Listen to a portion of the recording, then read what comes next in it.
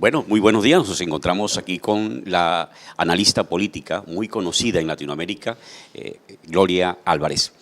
Gloria, ha habido en Latinoamérica, después de la caída del socialismo en Europa, hubo un renacimiento del socialismo en Latinoamérica. Es como si estuviéramos recogiendo los platos rotos de una ideología que mostró, digamos, su fracaso en Europa. Se ha como estancado un poco y uno ve otra vez que se están quedando atrás esos regímenes, digamos, de izquierda. Pero, ¿qué hay que hacer finalmente para que estos regímenes o estas ideologías que de pronto se consideren caducas para algunos no surjan en Latinoamérica? ¿Y por qué Latinoamérica es caldo de cultivo para el resurgimiento de este tipo de ideologías? Muchas gracias. Primero, lo que hay que comprender es que el socialismo, depende, ¿verdad? Porque entre los mismos socialistas te dicen, no, nunca ha habido comunismo. Bueno, si nos vamos al escrito de Marx, el comunismo en su segunda fase se iba a dar cuando se aboliera el Estado, se aboliera el dinero y se aboliera la propiedad privada. Ningún experimento comunista, ni la Unión Soviética, ni China, ni Vietnam, ni Corea del Norte, ni Cuba han logrado abolir el Estado. De hecho, se vuelven cada vez estados totalitarios más dictatoriales. No han abolido la propiedad privada, solo la restringen a que los oligarcas en el poder sean los únicos que pueden tener propiedad privada, como es el caso de Cuba hasta recientemente, o las expropiaciones en Venezuela. Y tampoco se ha abolido el dinero. Solo se abole el derecho a todo el mundo poder acceder a divisas o diferente plata. Entonces, hay socialistas que te dicen, el comunismo nunca se ha dado, porque estas tres condiciones nunca se ha llegado a eso. Bueno, pero sí se ha puesto en práctica el manifiesto comunista en sus 10 pasitos y uno puede ver que son los mismos pasos en todas partes. Entonces, como decía Albert Einstein, ¿no? Esperar resultados diferentes haciendo lo mismo es de locos. Y entonces en América Latina se han seguido los mismos pasos que llevaron a los gulags en la Unión Soviética, al genocidio de 60 millones de chinos y a la falta de libertades en Cuba. Ahora se vuelve a reciclar. ¿Por qué? ¿Por qué somos caldo de cultivo? Porque no entendemos que la separación economía-estado es imperativa para que no haya corrupción.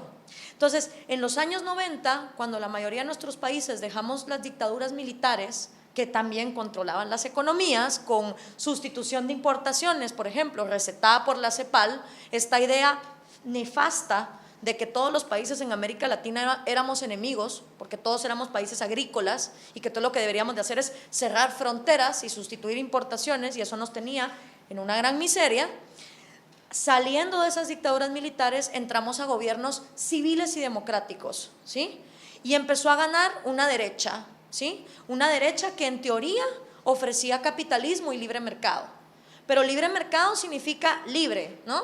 Sin aranceles, sin subsidios, sin privilegios monopólicos, libre para que todo el mundo pueda comerciar el producto que le dé la gana con quien le dé la gana.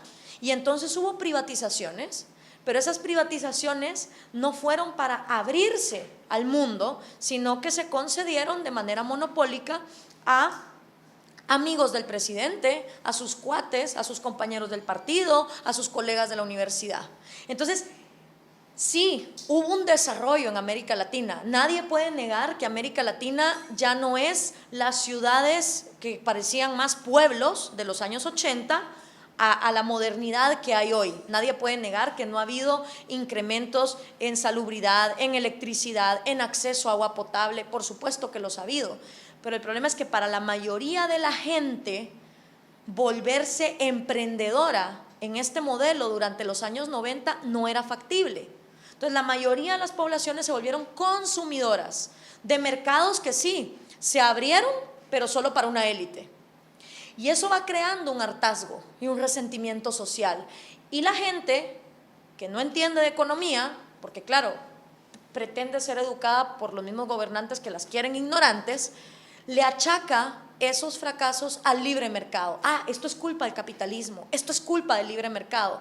Cuando en América Latina no hay libre mercado. Aquí abrir un negocio de un país a otro es un trámite burocrático espantoso, hay que sobornar, hay que corromper, ¿sí? Entonces, ese hartazgo, mal llamado capitalismo o libre mercado, hace muy factible que gente como Hugo Chávez o como Evo Morales o como Rigoberta Menchú o como Daniel Ortega vengan y digan: no, señores, es que aquí el capitalismo es el problema, el libre mercado es el problema, y el socialismo, ahora sí, del siglo XXI, porque el socialismo es este zombie, el socialismo es un zombie que siempre revive, porque nunca el socialismo es el culpable de los fracasos, ¿no? Entonces por eso siempre revive, venga a gobernar. Ahora, ¿qué pasó? Pues lo mismo que pasa con todos los comunismos: se promete a todo el mundo que van a salir de pobres, nadie sale de pobre, se incrementa la miseria, se incrementa la hambruna, la falta de libertades, y lo único que hay es una suplantación de la oligarquía mercantilista de la derecha rancia corrupta a la oligarquía mercantilista de la izquierda rancia corrupta. Y al final, lo que no entendemos en América Latina es que hasta que no separemos Estado de economía, no importa quién nos gobierne, va a utilizar la plata para enriquecerse ellos. Y ahí es donde entonces te dicen los latinoamericanos: pero ¿cómo así que el gobierno no se va a encargar de tener aduanas? Y entonces, ¿quién va a construir las carreteras? ¿Y cómo así que el gobierno no va a tener el subsuelo? Bueno, entonces, si queremos que el gobierno tenga el subsuelo, el monopolio de la educación, el monopolio de la salud, el monopolio de las infraestructuras, el monopolio en el deporte, prepárate para que te robe en todas esas cosas. Gloria, decías hace un momento que esto se ha dado porque en América Latina no ha habido apertura económica. Nosotros tenemos dos grandes bloques, que está el grupo andino, ¿verdad?, que nació durante también el modelo cepalino, el que tú hacías mención, que es el modelo de economía cerrada. También tenemos Mercosur.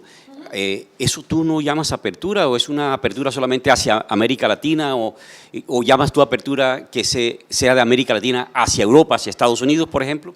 Apertura es hacia el mundo entero. O sea, en el momento, primero que nada, no va a haber libre mercado en América Latina mientras el subsuelo sea monopolio estatal. Eso es fundamental.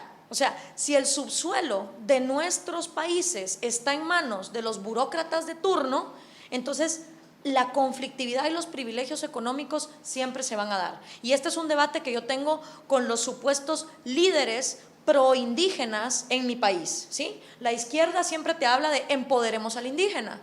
Ok, perfecto. Pues una de las cosas que yo considero fundamental para empoderar al indígena es que el subsuelo sobre el cual vive sea su propiedad, no del Estado. ¿Por qué? Porque cuando el Estado es el propietario del subsuelo, él es el que negocia con las hidroeléctricas, con las mineras o con cualquier industria, ¿sí?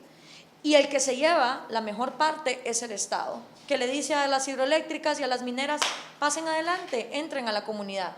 Mientras tanto, esta comunidad, altamente analfabeta, ignorante, ha sido manipulada por el pastor de la iglesia, por el cura de la iglesia católica, diciéndoles: va a venir la minera, va a venir la hidroeléctrica, se van a secar los ríos, van a haber peces con 6 ojos, sus hijos van a salir paralíticos. Entonces es una comunidad ignorante y asustada que se opone a que entre la industria, ¿no?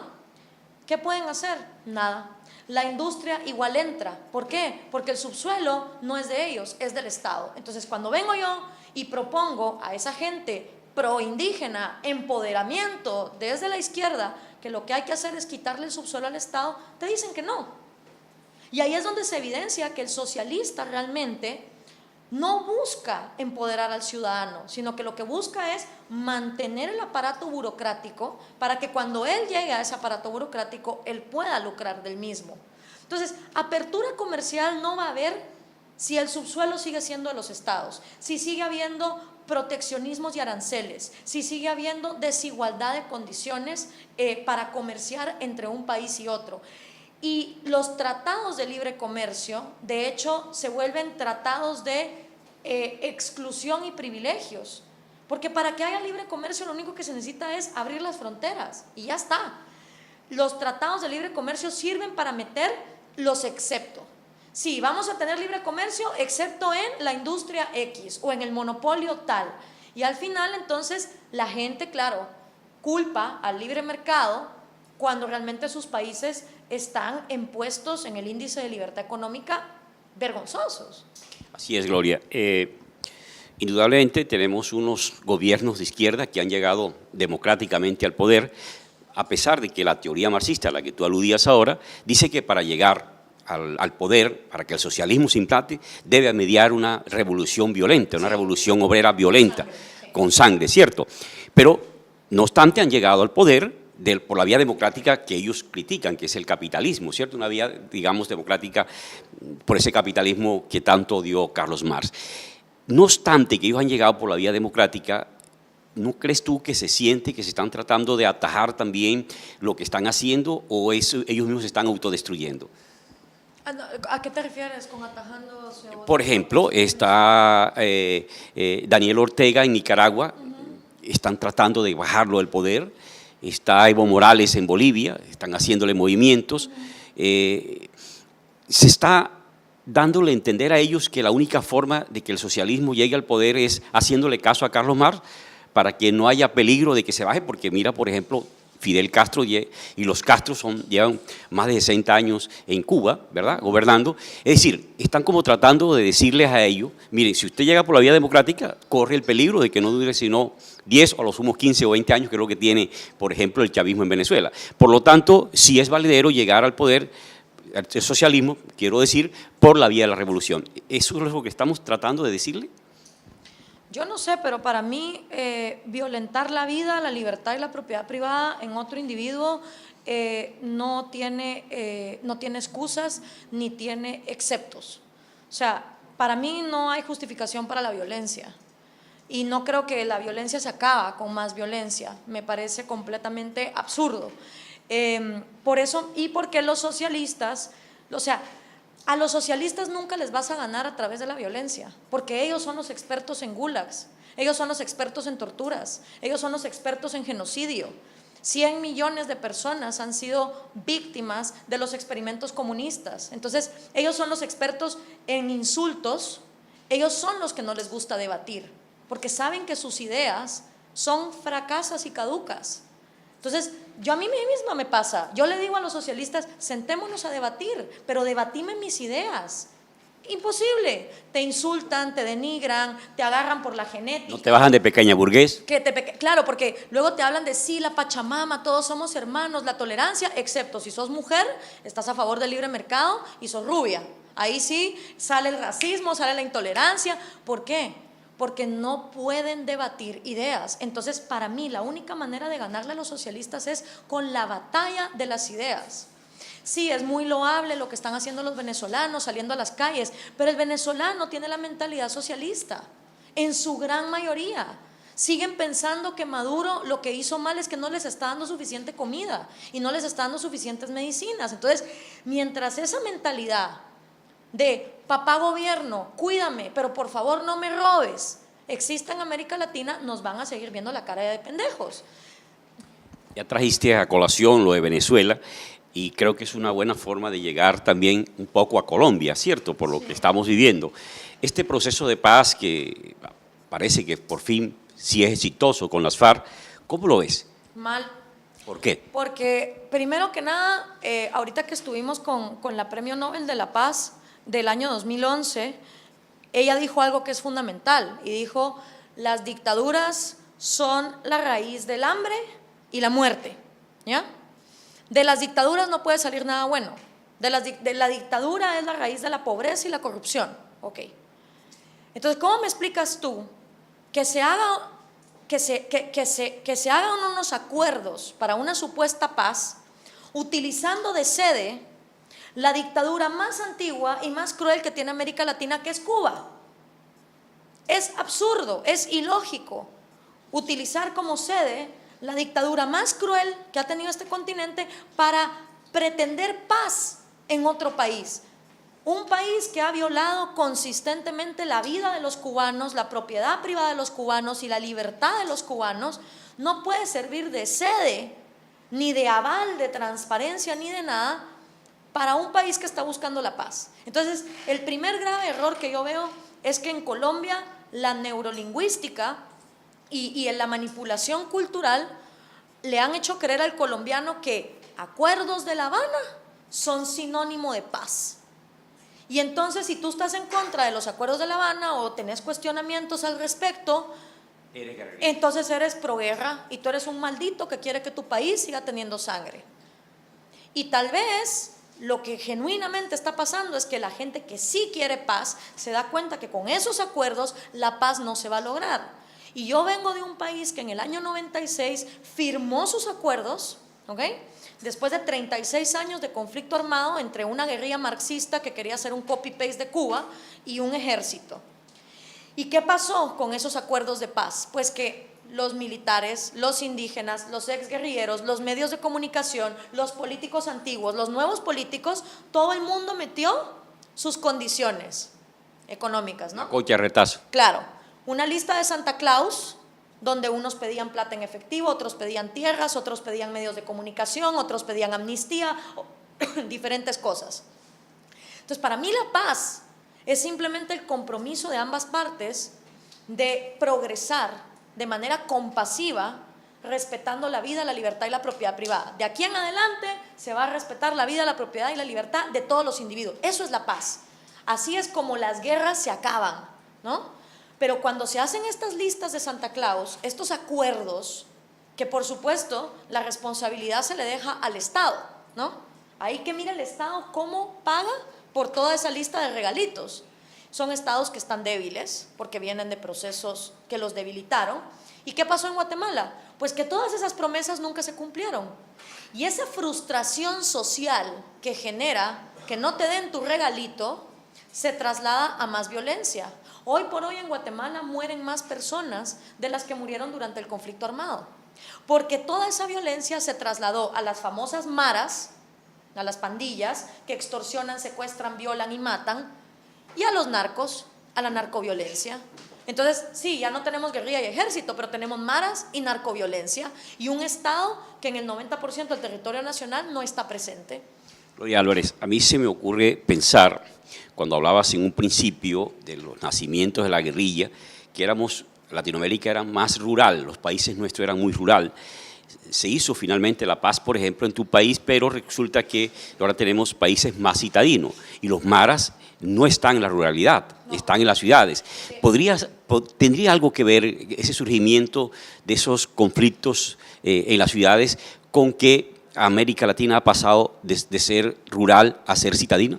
Pues más que de ser rural a ser citadina, es primero la cuestión de, no es la pobreza, o sea, si tú ves por ejemplo el mapa de Guatemala, las áreas de mayor pobreza no son las más violentas, son las áreas urbanas las más violentas, siendo la ciudad capital de Guatemala el núcleo principal de las 14 muertes violentas que hay a diario en mi país.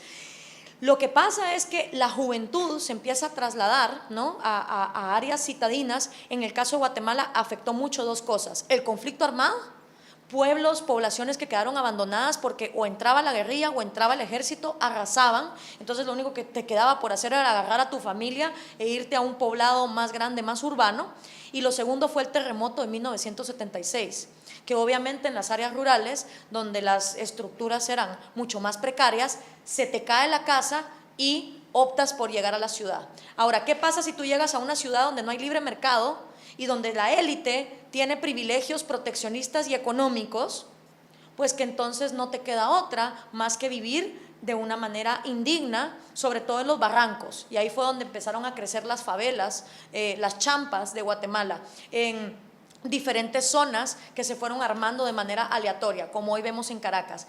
Esa juventud que está ahí, sin acceso a electricidad, sin acceso a educación, sin acceso a agua potable, sin acceso a salud, y cuando digo acceso, no es porque papá gobierno se los tenga que dar, no, desde los propios padres de familia que se ponen a tener más hijos de los que pueden mantener, ya se crea el problema, ¿no?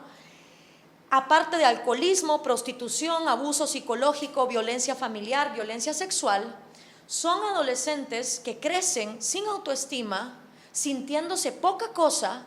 Y la mara les dice: ven aquí, yo te acojo, aquí tú vas a ser parte de algo más que tú. Y todo adolescente necesita ese sentido de pertenencia. Entonces, al no haber oportunidades, al no haber libertad económica, al no haber más oportunidades de empleo, tenés una juventud altamente frustrada y resentida que en las maras encuentra su segunda familia. Finalmente, mi apreciada Gloria, ¿existe entonces en Colombia, con este que tú llamas mal acuerdo, que surja ese tipo de violencia que ha surgido en Centroamérica después de los procesos de paz que se llevaron a cabo allá?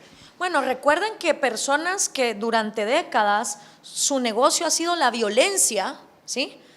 Si no hay alternativas en la sociedad para absorberlos, van a seguir haciendo violencia como negocio, solo que en una manera diferente, ¿no? Entonces, la pregunta que yo haría es, ¿está la sociedad colombiana preparada para absorber a toda esa gente que durante décadas ha hecho de la violencia su negocio? Y la segunda es, ¿de verdad negociar con las FARC y darles prebendas y concesiones significa la paz para Colombia? Porque yo entiendo que aquí hay otros grupos guerrilleros con los que no se está acordando absolutamente nada. Entonces, para mí sí es bien irresponsable hablar de los acuerdos de La Habana como sinónimo de paz. Creo que hay que verlo con más detalle, ojo analítico, y lo que decía yo en otra entrevista, el Tratado de Versalles debió habernos enseñado una gran lección acerca de negociar la paz. Porque cuando Francia asfixió económicamente a Alemania después de la Primera Guerra Mundial, porque los querían someter, lo único que lograron fue la creación del nazismo, a menos de 2 décadas después. Y ya estaba otra vez Europa sumida en una guerra que fue peor que la Primera Guerra. Entonces, el Tratado de Versalles debería de haber sido referente para enseñarnos que la paz no se logra asfixiando un grupo al otro con concesiones que no se pueden lograr, sea ese grupo el que sea. Que la paz simplemente debe ser el acuerdo y el compromiso de aquí en adelante respetar los derechos individuales. Muchas gracias, apreciada Gloria. Gracias a ti.